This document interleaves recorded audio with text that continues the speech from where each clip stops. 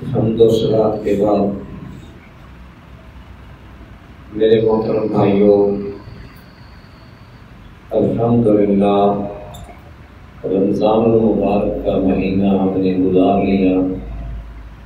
اللہ تبارک و تعالیٰ ہمارے روزے، نمازیں اور دوسری عبادات قبول فرمائے۔ میرے محترم بھائیوں، آگے بھی اللہ تبارک و تعالیٰ مسلسل ہمیں برائیوں سے، بے حیائیوں سے بچنے کی توفیق عطا فرمائے اور نیکی مسلسل کرنے کی توفیق عطا فرمائے۔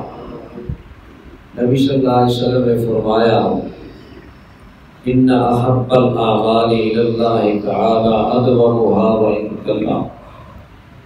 اللہ تبارک و تعالیٰ کو سب سے زیادہ محبوب عمل وہ ہے جس پر ہمیشگی کی جائے، وَإِن قَلَّ، اگرچہ وہ تھوڑا ہو۔ تو اس لیے ہمیں انشاءاللہ وہ پریکٹس جو اللہ نے کروائی ہے وہ جاری رکھنا ہے انشاءاللہ۔ لیکن ہمارا ایک تسلسل چل رہا تھا، قرآن مجید میں جن انبیاء کا تذکرہ اللہ نے کیا ہے تو ان کا سلسلہ واقعات کا جو ہے وہ ہم بیان کر رہے تھے۔ مقصد یہ ہے کہ اللہ تبارک و تعالیٰ نے اپنی پاک کتاب کے اندر ان انبیاء کا تذکرہ جو فرمایا ہے تو کس لیے فرمایا؟ عبرت لأولی الالباب، عقل والوں کے لیے عبرت کے طور پر۔ تو اس لیے ہمیں جو ہے وہ واقعات پڑھنے چاہیے، سننے چاہیے اور ان سے عبرت لینی چاہیے۔ تو ہم حضرت ابراہیم علیہ السلام کا تفصیل کے ساتھ واقعہ جو ہے وہ بیان کر چکے ہیں۔ ابراہیم علیہ السلام کے ساتھ ہی اللہ تبارک و تعالیٰ نے حضرت لوط علیہ السلام کو نبوت سے نواز دیا تھا۔ سب سے پہلے ابراہیم علیہ السلام نے جب دعوت توحید دی تو سب سے پہلے حضرت لوط علیہ السلام نے اس پر لبیک کہا۔ کوئی بھی ابھی تک اسلام جو ہے قبول اس نے نہیں کیا تھا، لیکن اللہ فرماتے ہیں فآمن لہ لوط وقال انی مہاجر الی ربی۔ لوط علیہ السلام ایمان لے آئے اور کہنے لگے کہ میں اپنے رب کی طرف ہجرت کرنے والا ہوں۔ ایک ہجرت تو یہ ہوتی ہے کہ ایک جگہ سے اپنا مال و متاع، جائیداد، گھر بار سب کچھ چھوڑ کر دوسرے علاقے میں چلے جانا۔ یہ بھی لوط علیہ السلام نے ہجرت فرمائی کہ اللہ کے حکم سے اس علاقے کو چھوڑ کر شام کی طرف چلے گئے۔ اور دوسری بات یہ ہے کہ گناہوں کو چھوڑ دینا، یہ بھی ہجرت ہے۔ نبی صلی اللہ علیہ وسلم نے فرمایا المہاجر من حجر ما نہی اللہ تعالی عنہ۔ مہاجر اصل میں وہ ہے جو بندہ اس چیز کو چھوڑ دے جس سے اللہ نے روکا ہے۔ اب روزہ بھی یہی ہے، پہلے کئی بار میں بیان کر چکا ہوں کہ روزہ بھی یہی ہے کہ جس چیز سے اللہ نے روکا ہے اس کو چھوڑ دینا، یہ اس کی پریکٹس بھی ہم کر چکے ہیں۔ تو سب سے پہلے لوط علیہ السلام ایمان لائے۔ لوط علیہ السلام کون تھے؟ لوط علیہ السلام حضرت ابراہیم علیہ السلام کے سگے بھتیجے تھے۔ تو اللہ تبارک و تعالی نے ایمان لانے کے بعد پھر ان کو نبوت سے سرفراز فرما دیا،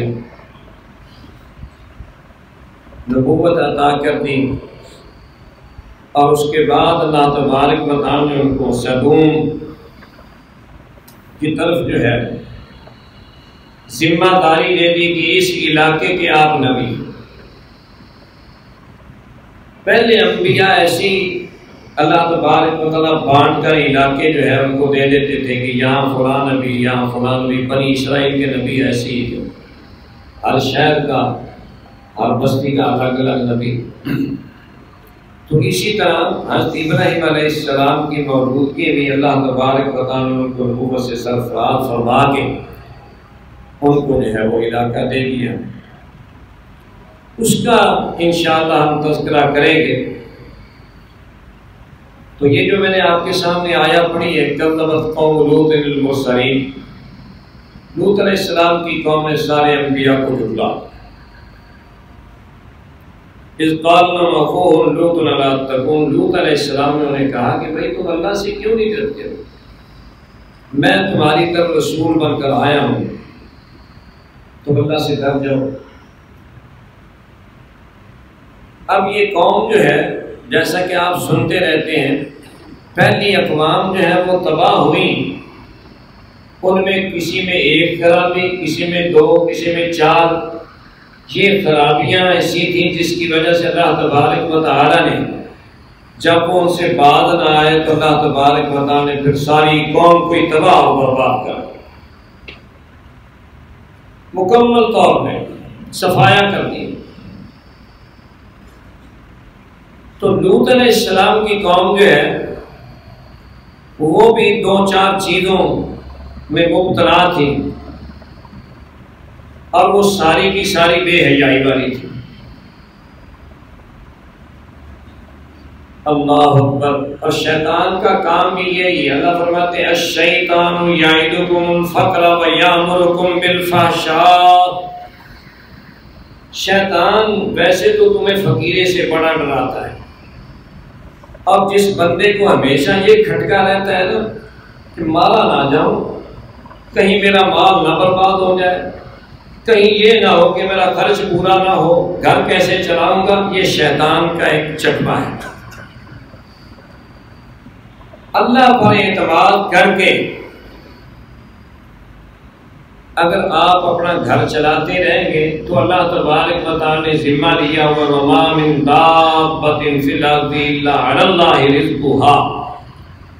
اور تم تو انسان ہو، اپنے آپ کو سمجھتے ہو اشرف المخلوقات، پھر اچھی سوچ ہے تمہاری. زمین میں کوئی بھی جاندار ایسا نہیں ہے جس کا رزق اللہ نے اپنے ذمہ نہیں لیا.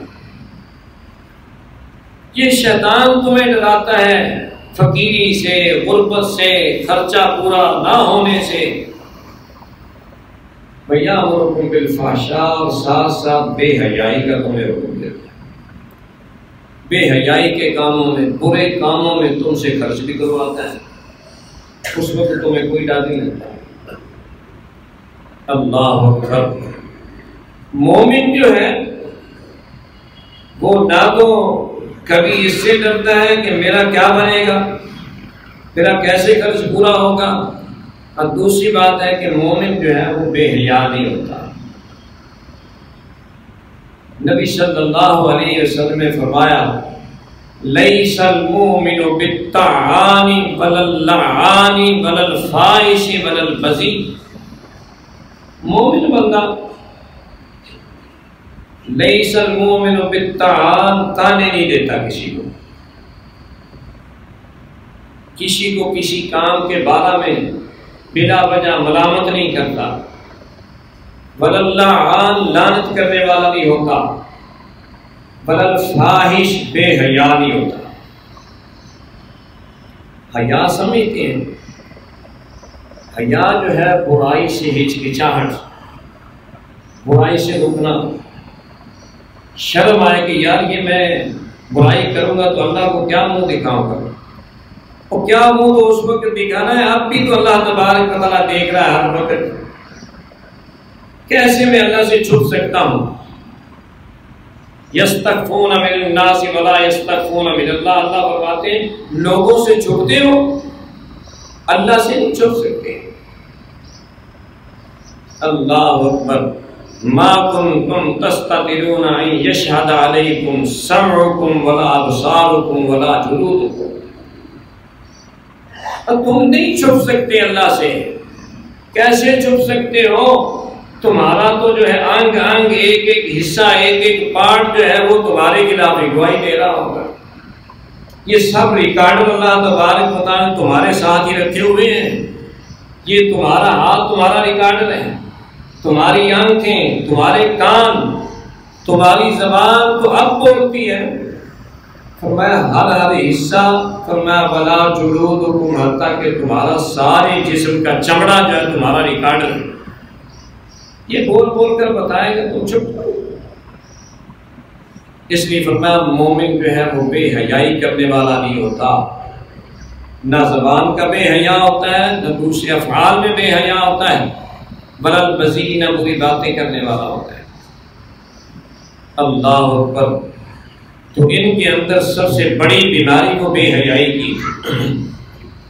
سورہ اعراف ہے، اللہ تبارک و تعالیٰ فرماتے ہیں وَلُوطًا إِذْ قَالَ لِقَوْمِهِ أَتَأْتُونَ الْفَاحِشَةَ مَا سَبَقَكُم بِهَا مِنْ أَحَدٍ مِّنَ الْعَالَمِينَ إِنَّكُمْ لَتَأْتُونَ الرِّجَالَ شَهْوَةً مِّن دُونِ النِّسَاءِ بَلْ أَنتُمْ قَوْمٌ مُسْرِفُونَ وما كان جواب قومه إلا أن قالوا أخرجوهم من قريتكم إنهم أناس يتطهرون فأنجيناه وأهله إلا امرأته كانت من الغابرين وأمطرنا عليهم مطرا فانظر كيف كان عاقبة المجرمين۔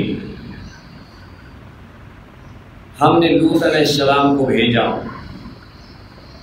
کدھر بھیجا؟ قوم کی طرف۔ اذ قال لقومه، جب لوط علیہ السلام نے اپنی قوم سے کہا اتاتون الفاحشۃ، کیا تم بے حیائی کیوں آتے ہو؟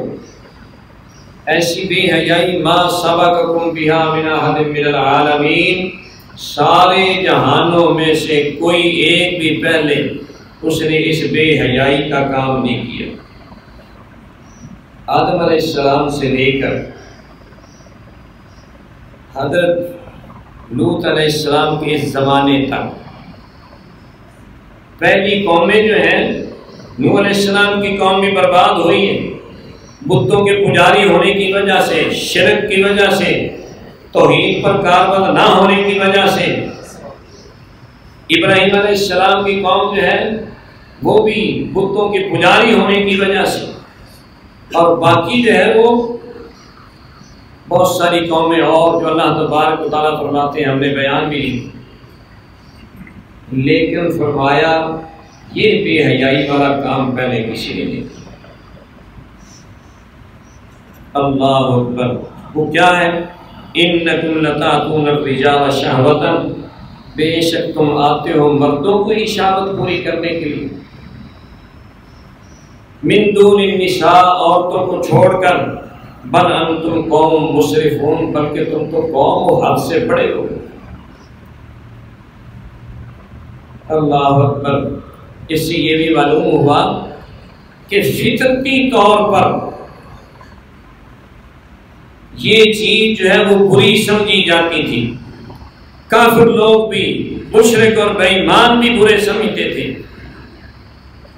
حتیٰ کہ یہ ایسی فطرت کے خلاف عمل ہے کہ کوئی گندے سے گندا جانور بھی یہ کام نہیں کرتا۔ ایسا غلیظ عمل، بے حیائی والا عمل جو جانور بھی نہیں کرتا، اور تم اس خباثت میں پڑے ہوئے ہو۔ یہ لوط علیہ السلام قوم کو سمجھا رہے ہیں کہ تم قوم انتہائی زیادہ حد سے بڑھ گئے ہو۔ وما کان جواب قومہ، تو اس کی قوم کا جواب کیا تھا؟ یہ تھا اخرجوہم من قریتکم، اپنے شہر سے، اپنے بستی سے، اپنے علاقے سے ان کو نکال۔ انہم اناس یتطہرون، بے شک یہ ایک قوم ہے جو بڑی پاک باز بنتی ہے۔ اللہ اکبر۔ یہ انہوں نے تنزن کہا کہ شعیب علیہ السلام بڑے پاک باز بندے۔ قوم ایسی کون قوم تھی؟ شعیب علیہ السلام پر ایمان ہی نہیں لائے تھے، اپنے لوط علیہ السلام پر کوئی اور ایمان ہی نہیں لائے تھے۔ تو گویا کہ پیغمبر جو ہے وہ چاہے کوئی بھی ایمان نہ لائے، وہ امت ہی ہوتا ہے، وہ ایک قوم ہی ہوتی ہے۔ اللہ اکبر۔ یتطہرون کا مطلب یہ خود پاک باز بننے کی کوشش کرتے ہیں، نعوذ باللہ من ذالک، حالانکہ پیغمبر جو ہے وہ پاک ہی ہوتا ہے۔ فانجیناہ وَأَہْلَهُ إِلَّا امْرَأَتَهُ، تو ہم نے اس کو نجات دی، اس کے گھر والوں کو، إِلَّا امْرَأَتَهُ، سوائے اس کی بیوی کے۔ کانت من الغابرین، وہ پیچھے رہنے والوں میں سے تھی، وامطرنا علیہم مطرا، اور ہم نے ان پر بارش برسائی۔ کیسی بارش؟ انا ارسلنا علیہم حاصبا الا آل لوط نجیناہم بسحر، ہم نے ان پر بارش برسائی پتھروں کی، صرف پتھروں کی بارش نہیں برسائی، بل مؤتفقۃ اہوا فغشاها ما غشا فبأي آلاء ربک تتمارا، الٹ دی گئی بستی جن کو اللہ نے الٹا۔ فرشتوں کو اللہ نے حکم دیا، اٹھایا، ان بستیوں کو اٹھا کر آسمانوں تک لے، اوپر سے ڈھے مارا الٹا کر، اور پھر کیا کیا؟ اوپر جو ہے پتھروں کی بارش۔ اللہ اکبر۔ تو میرے محترم بھائیوں، اللہ تبارک و تعالیٰ نے یہ مختصر قصہ، لیکن اللہ تبارک و تعالیٰ نے کئی صورتوں کے اندر اس کو بیان کیا، اور یہ جو میں سورہ نجم میں سے پڑھا ہے نا، اللہ تبارک و تعالیٰ نے یہ بیان کرنے کے بعد فرمایا فَبِأَيِّ آلَاءِ رَبِّكَ تَتَمَارَىٰ، تم اپنی رب کی نعمتوں کی کون کون سی نعمتوں میں شک کرو گے؟ یہ اللہ کی بہت بڑی تم پر نعمت تھی کہ ایسی گندی قوم کو اللہ تبارک و تعالیٰ نے اس طرح تباہ اور برباد کیا۔ یہ اللہ کی نعمت تھی، یہ اللہ کا انعام تھا، یہ اللہ کا احسان تھا سارے جہان پر، سارے عالم۔ اس لیے فرمایا کہ یہ بھی اللہ کی نعمت ہے، اس پر شک کرو۔ یہی غلاظت جو ہے وہ یورپ میں، امریکہ میں قانونی اس کو درجہ جو ہے وہ دے دیا گیا ہے کہ مرد مرد کے ساتھ شادی کر سکتا ہے، عورت عورت کے ساتھ شادی کر سکتا ہے، بغیر تو یہ شادی، اس کو شادی کہا جاتا ہے۔ اپنے آپ پر بھی ظلم ہے، مد مقابل پر بھی ظلم ہے، عورتوں پر بھی ظلم ہے۔ جو مقصد اللہ تبارک و تعالیٰ نے بیان کیا ہے، اللہ اکبر، مرد کے لیے عورت اور عورت کے لیے مرد ایک دوسرے کا لباس بنایا، ایک دوسرے کے لیے سکون بنایا۔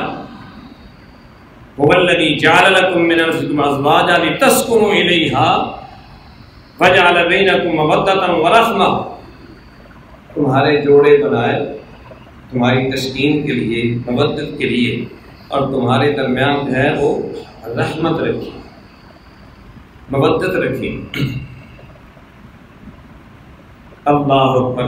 تو اللہ تبارک و تعالی نے اس کو بیان کیا کئی صورتوں میں، اور مزید جو ہے سورہ ہود میں اللہ تبارک و تعالی اس واقعے کو اس طرح بیان کرتے ہیں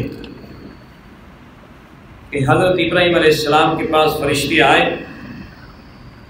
ابراہیم علیہ السلام نے ان کی مہمانی کرنا چاہی،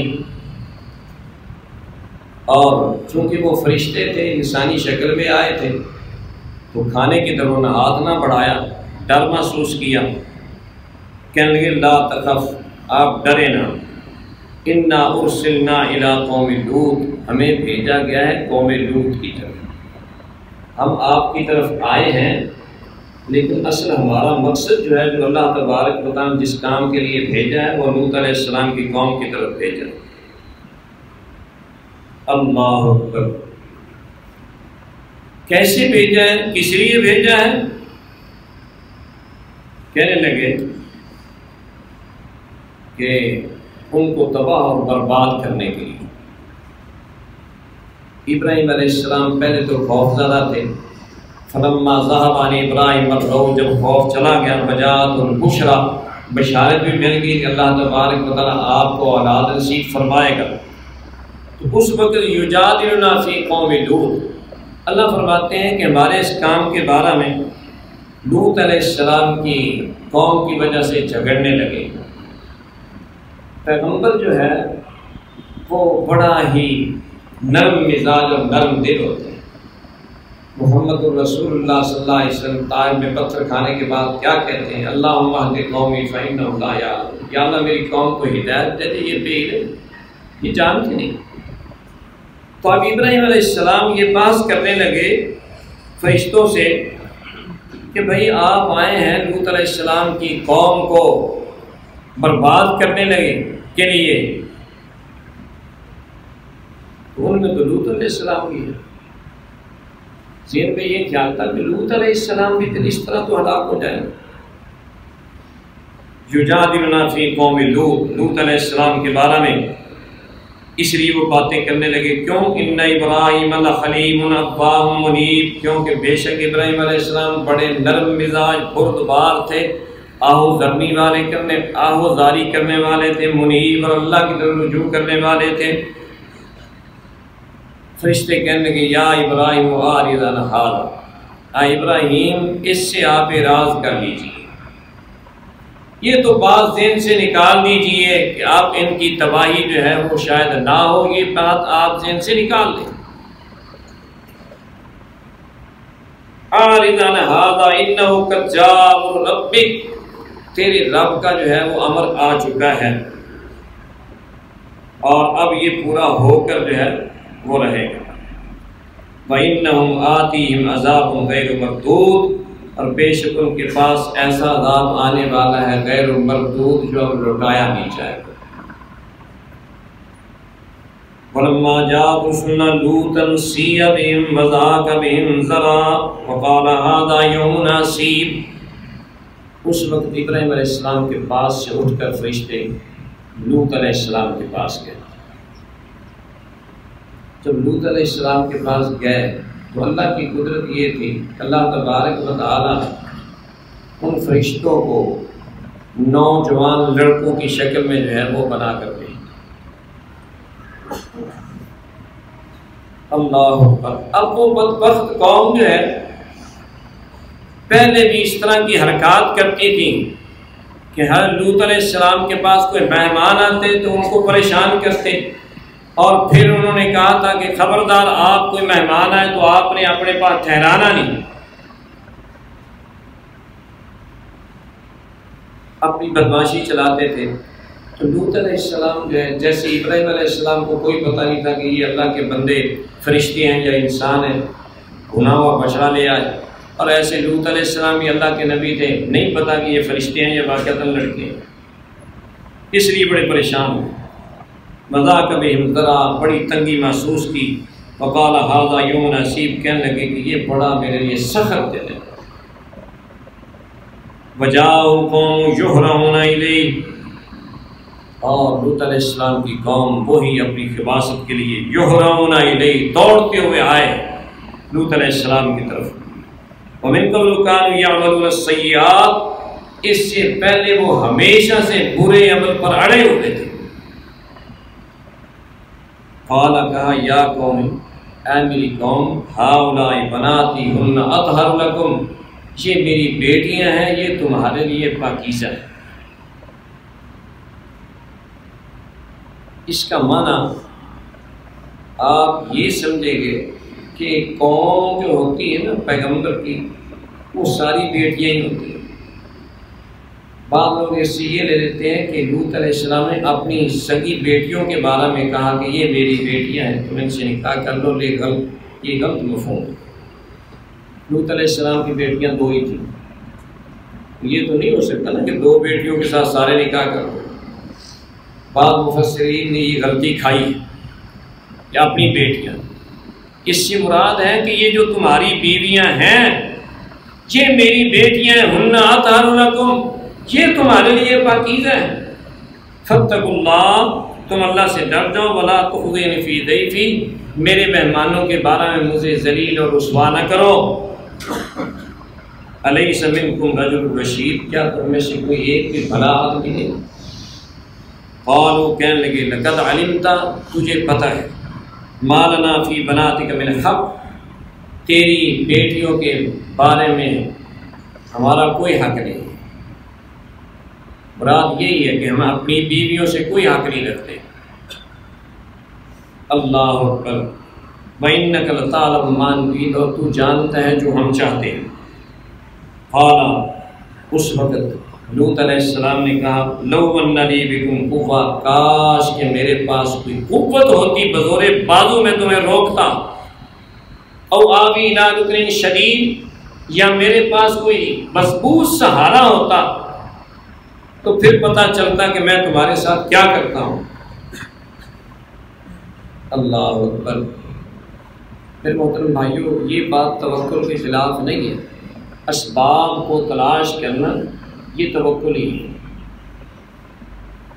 تو یہ ذہن میں بات آئی کہ میری برادری کے لوگ نہیں ہیں یہاں، میرے پاس کوئی قوت نہیں ہے، میرے پاس کوئی فوج نہیں ہے، میرے ساتھ کوئی ہواری نہیں ہے۔ جیسے عیسیٰ علیہ السلام نے کہا تھا کہ کون ہے جو میری مدد کرے، من انصاری اللہ، تو قال الحواریون نام انصار اللہ، حواری اٹھ کھڑے ہوئے کہنے لگے ہم اللہ کی مددگار۔ ایسے لوط علیہ السلام کی خواہش تھی کاش میرے ساتھ بھی کچھ لوگ ہوتے، لیکن پیارے پیغمبر حضرت محمد رسول اللہ صلی اللہ علیہ وسلم فرماتے ہیں یرحم اللہ لوطا، اللہ لوط علیہ السلام پر رحم فرمائے، انہ لیاوی الی رکن شدید، ان کے پاس تو مضبوط سہارا تھا۔ اللہ کا سہارا سب سے زیادہ مضبوط ہوتا ہے، اس لیے محمد رسول اللہ صلی اللہ علیہ وسلم فرمایا کہ اللہ ان پر رحم فرمائے، ان کے پاس سہارا تھا۔ وہ کون سا سہارا تھا؟ وہ اللہ کا سہارا ہوتا ہے، ہر پیغمبر کے ساتھ ہوتا ہے۔ اللہ اکبر۔ موسیٰ علیہ السلام، ہارون علیہ السلام فرمایا جاؤ فرعون کے پاس، یا اللہ ڈر لگتا ہے وہ تو قتل کرتے ہیں، وہ تو مارے گا۔